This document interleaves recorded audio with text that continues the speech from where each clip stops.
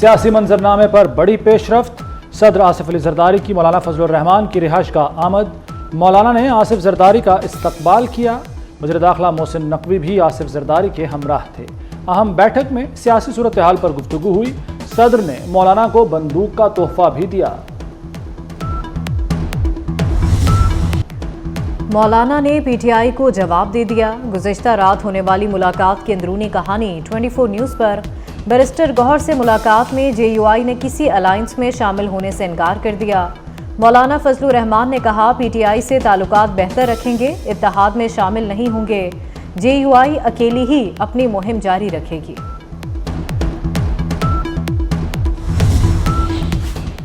Parliament کا مشترکہ اجلاس آئندہ ہفتے ہوگا۔ حکومت کی پٹاری میں کیا ہے؟ کیا اہم قانون سازی ہونے جا رہی ہے؟ آئندہ ہفتے اجلاس کی تیاریاں۔ ارکان سینٹ اور قومی اسمبلی کو آگاہ کر دیا گیا۔ حکومت کی اپنے ارکان کو حاضری یقینی بنانے کی ہدایت۔ قومی اسمبلی کا اجلاس 26 اگست کو طلب کر لیا گیا۔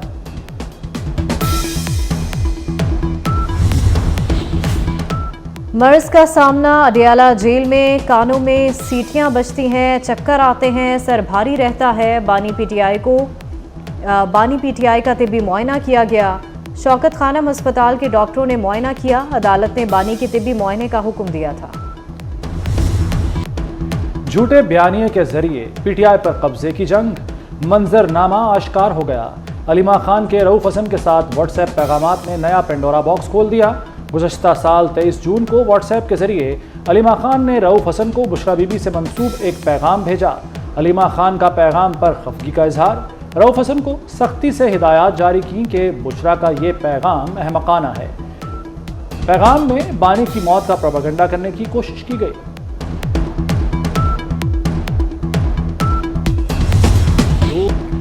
تحریک انتشار میں مختلف گروپ بن چکے۔ وفاقی وزیر اطلاعات عطا تاڑڑ کی لاہور میں میڈیا سے گفتگو۔ کہا پی ٹی آئی میں کئی ڈس انفارمیشن سیل چل رہے ہیں، ایک رؤوف حسن اور علیمہ خان جبکہ دوسرا سیل بشریٰ بی بی چلا رہی تھی۔ علیمہ خان نے رؤوف حسن سے کہا کہ بشریٰ بی بی جھوٹا بیانیاں پھیلا رہی ہیں۔ جنہوں نے لوگوں کو تقسیم کیا، آج ان کی اپنی پارٹی تقسیم اور انتشار کا شکار ہے۔ نفرت کی سیاست کا انجام یہی ہوتا ہے۔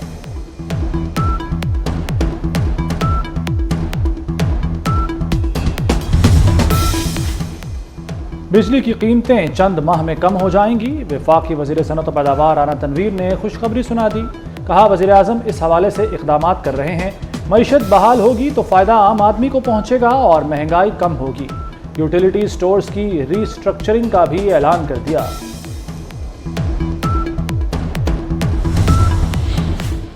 حملہ آور بچ نہیں سکیں گے، کوتاہی ہوئی ازالہ کریں گے۔ پولیس کا حوصلہ بڑھانے مریم نواز رحیم یار خان پہنچ گئیں۔ وزیر اعلیٰ پنجاب کی ہسپتال میں زخمی اہلکاروں کی عیادت، شہداء کے اہل خانہ اور بچوں سے بھی ملاقات کی۔ کہا اہلکاروں کا تحفظ یقینی بنائیں گے، سوگوار خاندانوں کی کفالت کریں گے۔ مریم نواز کو کچے کے واقعے پر بریفنگ دی گئی۔ رحیم یار خان میں 12 پولیس اہلکاروں کی شہادت کا مقدمہ درج۔ مقدمے میں کوش، سیلرا، شر اور اندھڑ گینگ کے 131 جرائم پیشہ افراد کو نامزد کیا گیا ہے۔ ڈاکوؤں نے مغوی اہلکار احمد نواز کی ویڈیو جاری کر دی۔ احمد نواز کے ہاتھ زنجیروں سے بندھے ہیں۔ مغوی پولیس اہلکار کی رہا کرانے کی اپیل۔ 9 مئی کے مجرمان کو سزا ملے گی، قانون اپنا راستہ بنا رہا ہے۔ ریڈ لائن کراس کریں گے تو پھر کوئی گنجائش نہیں بچے گی۔ وزیر خزانہ اسحاق ڈار کی میڈیا سے گفتگو۔ کہا پاکستان کو ایٹمی قوت بنایا، اب معاشی قوت بھی بنائیں گے۔ ملک کی ترقی کے لیے سب کو مل کر محنت کرنا ہوگی۔ بجلی کے مسائل بھی جلد حل کرنے کا اعلان۔ سابق وزیر اعظم نواز شریف کا مری کے مختلف علاقوں کا دورہ۔ جیگا گلی، پنڈی پوائنٹ اور مال روڈ گئے، سیاحوں سے ملے۔ نواز شریف نے مری کے لاری اڈے کا بھی معائنہ کیا۔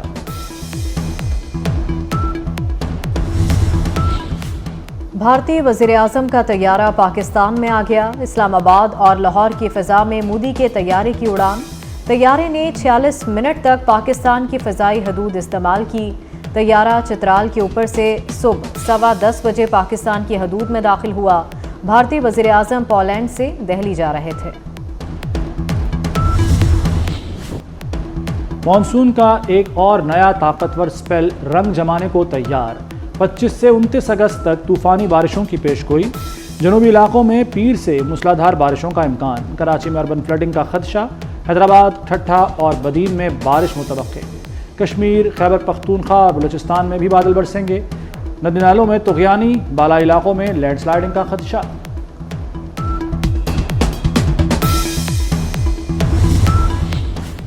کراچی میں 25 اور 26 اگست کو تیز بارش کی پیشگوئی، میئر مرتضی وہاب نے شہر میں رین ایمرجنسی نافذ کر دی، municipal services high alert, staff کی چھٹیاں منسوخ۔ بنگلہ دیش میں سیلاب سے تباہی پھیل گئی، 48 لاکھ افراد متاثر، اموات کی تعداد 15 ہو گئی، متاثرہ علاقوں میں 9 لاکھ افراد پھنس گئے، سیلاب سے 92% ٹاور گرنے سے موبائل فون سروسز متاثر، بنگلہ دیش نے سیلاب کا ذمہ دار بھارت کو قرار دے دیا، وزیراعظم شہباز شریف کا عبوری حکومت کے سربراہ ڈاکٹر یونس کو فون، سیلاب متاثرین کی مدد میں تعاون کی پیشکش۔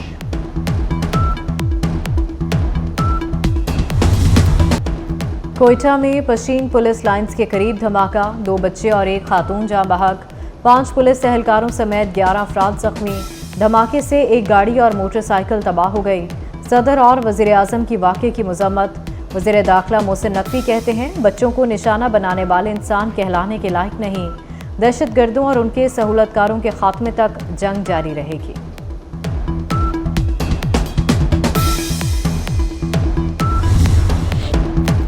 ایران بس حادثے کے شہداء کا سفر آخرت، 28 زائرین آبائی علاقوں میں سپرد خاک، ایک ہی خاندان کی 4 خواتین سمیت 6 افراد کی کنکوٹ میں تدفین کی گئی، 10 شہداء کی میتیں آبائی علاقے لاڑکانہ پہنچائی گئیں، 2 شہداء کو آبائی علاقے نوڈیرو کے نواحی گاؤں میں سپرد خاک کیا گیا، 3 زائرین کی میتیں قمبر پہنچائی گئیں۔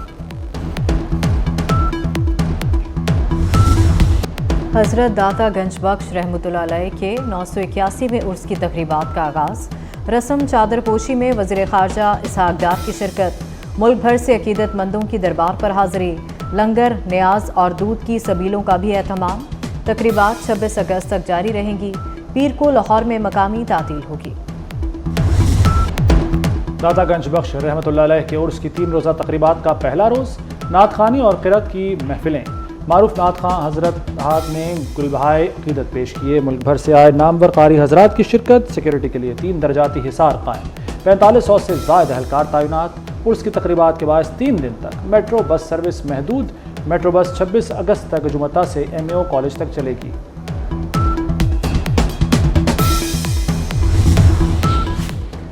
لاہور میں 5 نئی تحصیلیں بنانے کی تیاریاں، واگا، جلو، شاہدرہ، نیاز بیگ تحصیل نشتر شامل، تحصیلوں کی کل تعداد 10 ہو جائے گی، حکومت نے اسسٹنٹ کمشنرز کو بھی DC کی ڈسپوزل پر تعینات کر دیا، سمری وزیر اعلیٰ پنجاب کو ارسال، منظوری صوبائی کابینہ سے لی جائے گی۔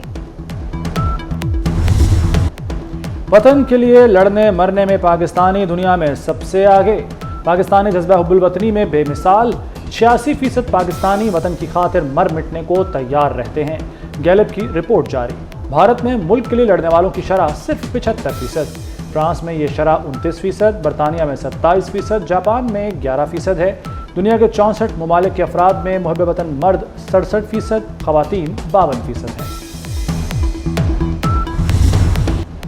اسرائیلی فوج کی غزہ میں دہشت گردی جاری، تازہ حملوں میں 69 فلسطینی شہید، 212 زخمی ہو گئے، المغازی کیمپ پر اسرائیلی فوج کے فضائی حملے میں فلسطینی صحافی حسام، اہلیہ اور 2 بیٹے بھی شہید، غزہ میں شہید صحافیوں کی تعداد 170 سے تجاوز کر گئی۔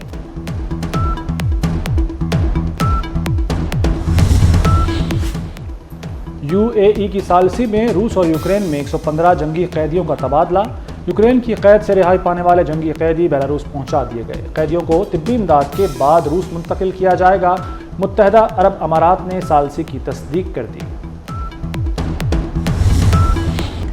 بنگلہ دیش کی پنڈی ٹیسٹ پر گرفت مضبوط، پاکستان کے خلاف 117 رنز کی برتری حاصل کر لی، مہمان ٹیم پہلی اننگز میں 565 رنز بنا کر آؤٹ ہو گئی، مشفق الرحیم کی 191 رنز کی شاندار اننگز۔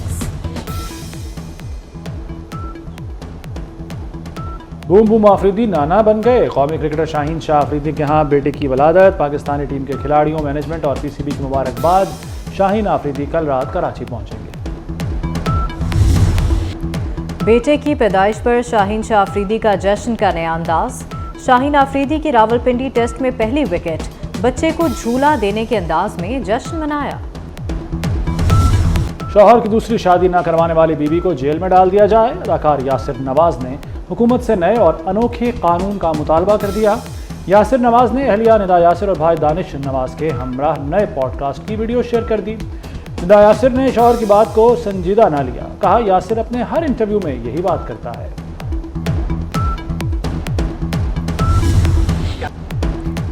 बरजस्ता जुमले, लाजवाब अदाकारी, सबके चेहरों पर हंसी बिखेरने वाले अदाकार जमशेद अंसारी को बिछड़े 19 बरस बीत गए। उनके शोहरा आफाक ड्रामों में तन्हाइयाँ, अनकही, अंकल उर्फी और किरण कहानी शामिल। और सुरों के चीफ साहब को 58वीं सालगिरह मुबारक। पाकिस्तान के नामवर और क्लासिकल गुलकार सज्जाद अली ने जो गाया कमाल गाया। बतौर फिल्म डायरेक्टर, अदाकार और शायर की पहचान भी रखते हैं।